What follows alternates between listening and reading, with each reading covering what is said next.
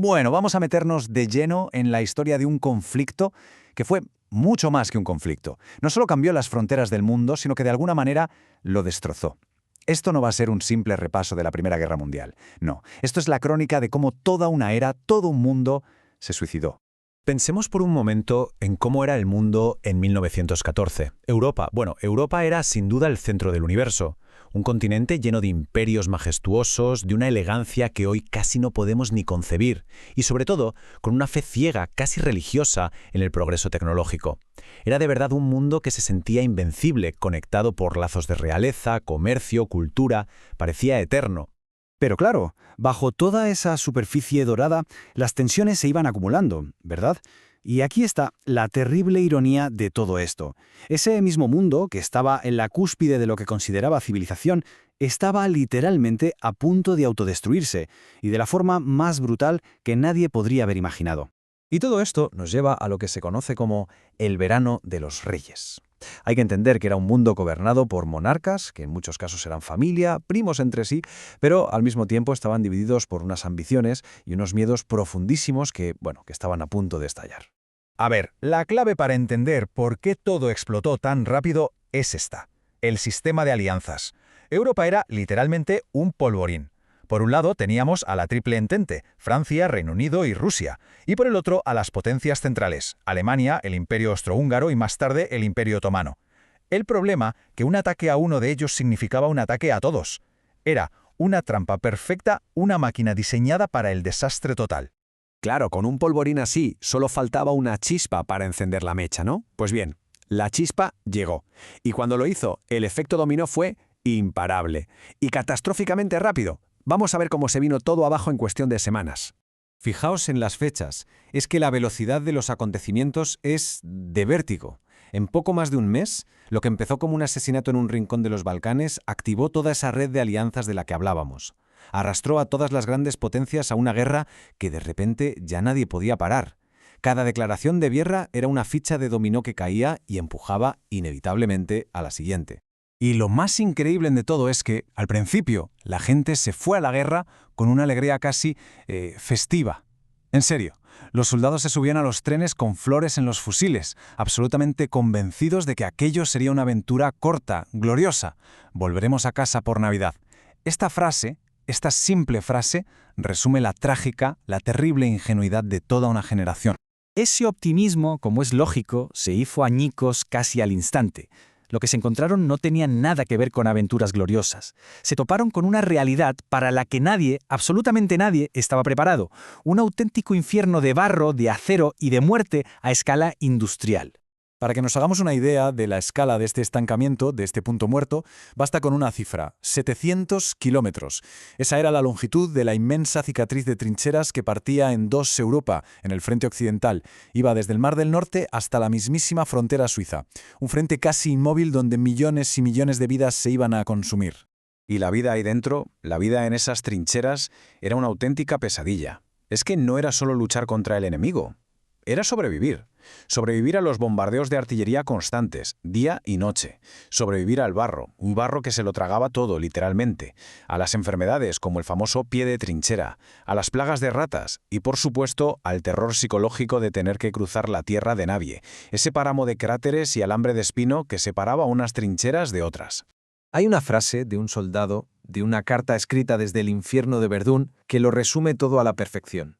Él decía: no estamos luchando contra hombres, sino contra el acero y el fuego. Fijaos qué potente. La guerra se había deshumanizado por completo. Ya no era un combate de hombre contra hombre, sino una lucha contra una maquinaria de muerte industrial, contra la artillería, las ametralladoras, contra el acero y el fuego. Y es que en esta guerra, todo ese progreso tecnológico del que tan orgullosos estaban se convirtió en un motor de destrucción masiva. Aquí aparecieron armas directamente terroríficas. El gas venenoso que se filtraba en las trincheras y asfixiaba a los soldados, los primeros tanques blindados que aplastaban las defensas, los primeros combates aéreos, los famosos ases del aire, e incluso la guerra submarina, con los U-Boats que llevaban el conflicto hasta el fondo de los océanos. Vale. Durante años, la guerra fue básicamente eso, un sangriento y terrible punto muerto. Millones de muertos para avanzar apenas unos metros. Pero entonces llegó 1917. Y 1917 lo cambió absolutamente todo. Fue el año de la ruptura, el año en que las tornas del conflicto giraron de una forma decisiva. Y es que en 1917 pasaron dos cosas fundamentales, casi al mismo tiempo, que dieron un vuelco total a la guerra. Por un lado, estalla la Revolución Rusa, y Rusia, el gigante del Este, se retira del conflicto. Esto para Alemania fue una noticia increíble. De repente podía concentrar todas sus fuerzas en el frente occidental.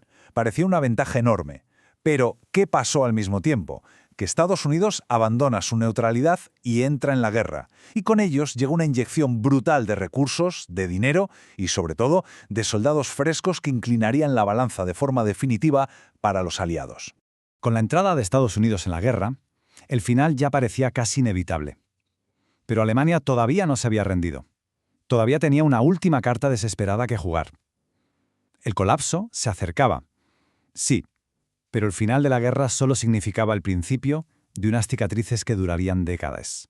Esa última carta fue la ofensiva de primavera de 1918. Fue el último y desesperado intento de Alemania por ganar la guerra de un golpe, antes de que todo el poderío estadounidense se desplegara en Europa. Y al principio casi lo consiguen, avanzaron mucho. Pero sus tropas estaban sencillamente agotadas después de 4 años de guerra. La ofensiva fracasó, y con ese fracaso se selló el destino de las potencias centrales. Y así por fin llegó el momento final, un momento con una fecha casi poética. A la 11ª hora del 11º día del 11º mes de 1918 se firmó el armisticio, y los cañones por fin callaron. Imaginaos, después de más de 4 años de un estruendo y una matanza incesantes, de repente el silencio cayó sobre los campos de batalla de toda Europa. Pero ese silencio no significó una paz real, al menos no de inmediato. Lo que trajo fue una pregunta abrumadora, una pregunta que flotaba en el aire. ¿Cuál había sido el coste final de todo esto? ¿Qué había dejado tras de sí esta catástrofe? Las cifras son difíciles de asimilar incluso hoy. Hablamos de entre 9 y 10 millones de militares muertos. Y casi la misma cantidad de civiles, unos 20 millones de personas en total. Pero no solo murieron personas, murieron imperios. 4 imperios centenarios. El alemán, el austrohúngaro, el otomano y el ruso se derrumbaron. Simplemente desaparecieron del mapa para siempre. El mundo se había redibujado, literalmente, con sangre. Y la paz que se firmó, el famoso Tratado de Versalles, no ayudó mucho, la verdad. No fue una paz de reconciliación, ni mucho menos. Fue una paz de castigo. Se humilló a Alemania, se la obligó a aceptar toda la culpa de la guerra, y se le impusieron unas reparaciones económicas que eran sencillamente imposibles de pagar. En lugar de cerrar las heridas, Versalles las dejó abiertas y las envenenó. Pero quizás el impacto más profundo, el más duradero, fue invisible, porque esta guerra no solo destruyó vidas, ciudades e imperios, destruyó una idea. Toda esa fe del siglo XIX en el progreso, en la razón, en que la humanidad iba siempre a mejor, todo eso quedó hecho añicos en el barro de las trincheras. Se perdió una inocencia que nunca se recuperaría. Y aquí llega la reflexión final, la más inquietante de todas. En esas heridas abiertas de la derrota y la humillación, empezaron a germinar las semillas del siguiente gran conflicto. En un hospital alemán, un cabo herido no solo curaba sus heridas físicas, sino que alimentaba el resentimiento por la derrota de su nación. Se llamaba Adolf Hitler. Y es que, en realidad, la Gran Guerra nunca terminó del todo. Simplemente se tomó una pausa de 20 años.